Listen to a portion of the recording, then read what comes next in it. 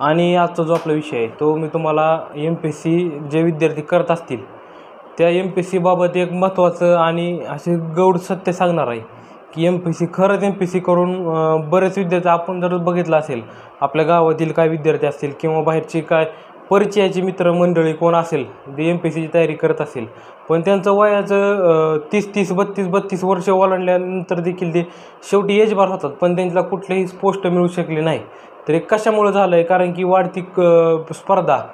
जगामध्ये प्रत्येकाला नोकरी पाहिजे म्हणजे असं जन्माला आलं की प्रत्येकाला वाटतं की मला नोकरीच पाहिजे कारण की प्रत्येक आईबापाला वाटतं की आपला मुलगा कुठंतरी सरकारी नोकरी लागला पाहिजे त्याच्यामुळे ही स्पर्धा वाढलेली आहे. पण ह्याचा कोणी विचार केला आहे का समजा प्रत्येकाला नोकरी पाहिजे तर एवढ्या नोकऱ्या मिळणं शक्य आहे का? आता आपण बघत असाल की दरवर्षी कित्येक मुलं तर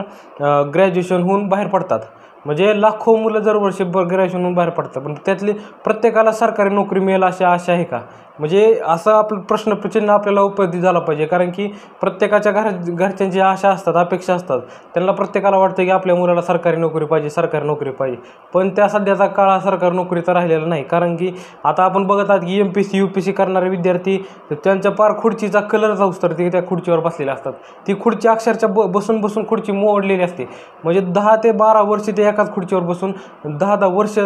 त्या परीक्षेत तयारी जर करत असतील आणि त्यांच्या पदरी काय अपयश जर येत असेल तर ही किती गंभीर बाब आहे आणि ह्याचा आपण विचार केला पाहिजे कारण आता सध्या तर महाराष्ट्रामध्ये आपल्याला माहिती आहे की बेरोजगारीचं प्रमाण वाढलेलं आहे. आता स्टाफ सिलेक्शनची भरती असू द्या कुठली पोलीस भरती असू द्या परत ज्या केंद्राच्या नोकऱ्या आहेत ते बाहेरच्या राज्यातील मुलं बळकावं लागलेत का तर बाहेरच्या राज्यामध्ये आपल्या राज्यामध्ये बेरोजगारीचं प्रमाणपेक्षा बाहेरच्या राज्यामध्ये जास्तीत जास्त प्रमाण वाढलेलं आहे. आता उत्तर प्रदेश बिहारमध्ये बघितलं आहे की केवळ 100 ते 200 रुपये शुल्कामध्ये ते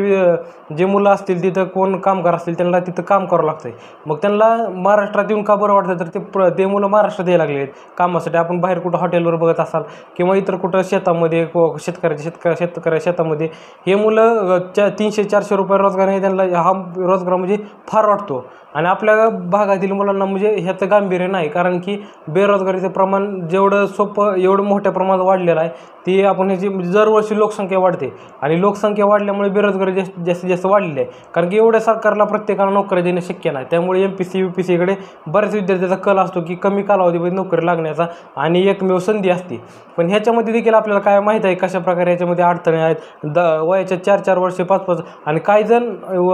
केवळ 1 वर्ष तयारी करून देखील पोस्ट काढलेले विद्यार्थी आहेत पण त्यांना ते कशामुळे काढलेले आहेत तर त्यांच्याकडे ट्रिक्स आहेत म्हणजे त्याच्या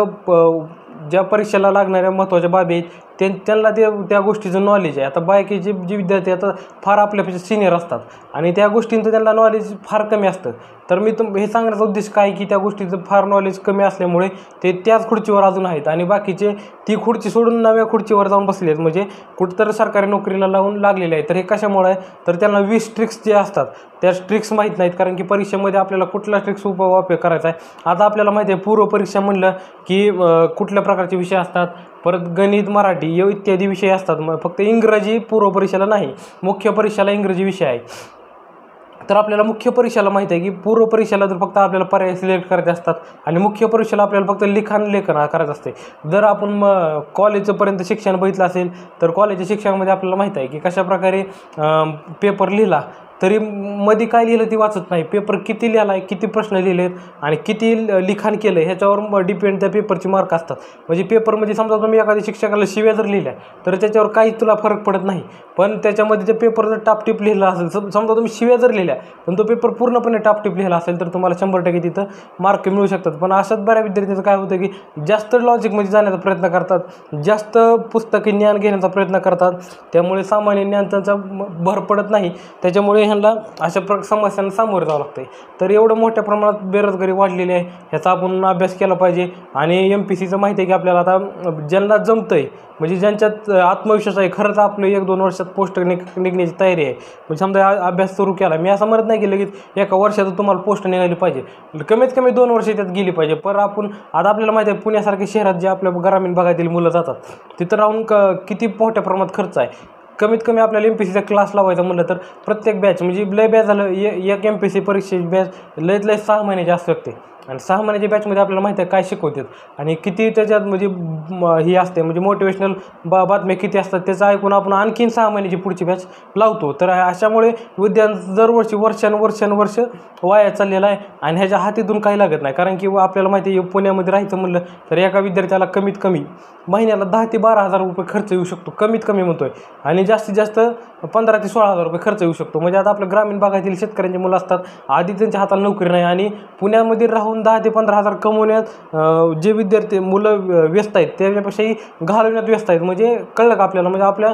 आपलं जर एखाद्याला जिद्द असेल अभ्यासाची तर तो घरी राहून सुद्धा देखील पूर्णपणे अभ्यास करू शकतो. पण त्याचा आपण ह्या गोष्टीचं गांभीर्य घेत नाही. कारण की आपल्याला जर माहिती आहे की MPSC करायची म्हणली की पुण्याला जायचं, क्लास लावायचा. जर तुम्ही 6 महिन्याचा एकदा क्लास करून आला कुठेही जाय असू द्या, जर तुम्ही मन लावून क्लास केला तर इतर तुम्हाला कुठलाही क्लास करायची गरज नाही. म्हणजे एकदाच क्लास करायचा पण तो पण मन लावून करायचा आणि त्यानंतरच आपल्याला मग ह्या आपण घरगुती अभ्यास केला तरी आपण पोस्ट निघू शकतो. असे बरेच जण आहेत की घरी बसून अभ्यास करून पोस्ट काढलेत किंवा असेच बरेच जण आहेत की न क्लास लावता देखील पोस्ट काढलेले. पण आपल्याला सवय काय लागलेली आहे, समजा आता आपल्या भागातील एखाद्या समजा आता बार्शी आमचं शहर आहे तर बार्शी शहरातून एखादा विद्यार्थी MPSCमधून PSI झाला किंवा काय कुठली STIची पोस्ट निघू द्या, कुठली सरळ सेवा मार्फतमधून जिल्हाधिकारी, कलेक्टर, UP काही पण कुठली पोस्ट निघू द्या, पण झालेलं किती असतं? समजा एखाद्या लायब्ररीमध्ये 100 मुलं आहेत आणि 100चे 100 मुलं परीक्षेला गेली, त्याच्यात फक्त एकाच मुलाला यश मिळतं आणि मग त्याचा आपण परत मोबाईलवर इतर कुठं यूट्यूबवर मोटिवेशनल ऐकत बसतो. तर आपण त्याचं काय ऐकतो, तर त्याने अभ्यास तो बी देखील काय सांगतो, मी अभ्यास कसा केला सांगत नाही, पण माझ्या गरीब परिस्थिती कशी होती त्याच्यातून मी कसं वरी आलो, त्याच्यातून मला एवढं असं खायला मिळालं, इतकं मी सकाळचा डबा संध्याकाळी खायचो, अशा प्रकारचं ह्या गोष्टी निगेटिव्ह गोष्टी ऐकण्यात आपण व्यस्त आहोत. त्याच्यामुळे जास्तीत जास्त मेंटॅलिटी विद्यार्थ्यांची ह्या नकारात्मक भूमीकडे वाढत आहे आणि त्याच्यामुळे पोस्ट काय आपल्याला निघणं म्हणजे ही आहे. त्याच्यामुळे आपण जर तुम्हाला खरंच जिद्द असेल किंवा ही असेल तर मी तो खाली आपल्याला व्हॉट्सअपनं ग्रुप नंबर दिलेला आहे 9307248024 ह्या ग्रुपवर तुम्ही मेसेज करा. तुम्हाला पूर्णपणे ज्या ट्रिक्स आहेत 20 ट्रिक्स परीक्षेमध्ये पात्र होण्याच्या, तुम्ही परीक्षेला मला माहिती आहे परीक्षेला किती मार्क घ्यावं लागतात आणि किती मार्काचं मेरिट लागतं. गेल्या वर्षी आपण माहिती आहे की 55% मार्क घ्यावं लागतील.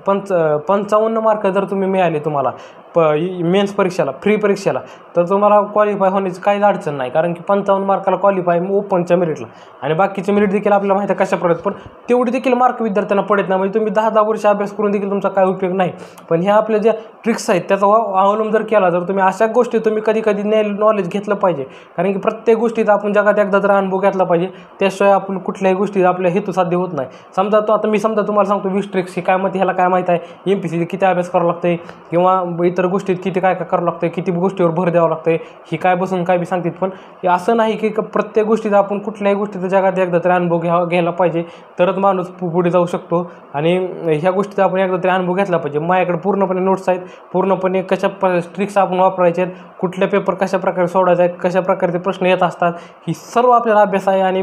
जेवढे आपल्या म्हणजे समजा जेवढे आपल्या क्लासमध्ये जे होते मागील वर्षी देखील काही विद्यार्थी होते आणि मी सुद्धा एका ठिकाणी क्लास केलेला आहे आणि त्या क्लासमध्ये मला जेवढं काय घ्यायचं आहे ते मी तेवढं घेतलं आहे आणि त्याचं मी तुम्हाला सांगत आहे. त्यामुळे मी खाली दिलेल्या व्हॉट्सअप ग्रुपवर कॉन्टॅक्ट करा, तुम्हाला नोट्स मिळून जातील.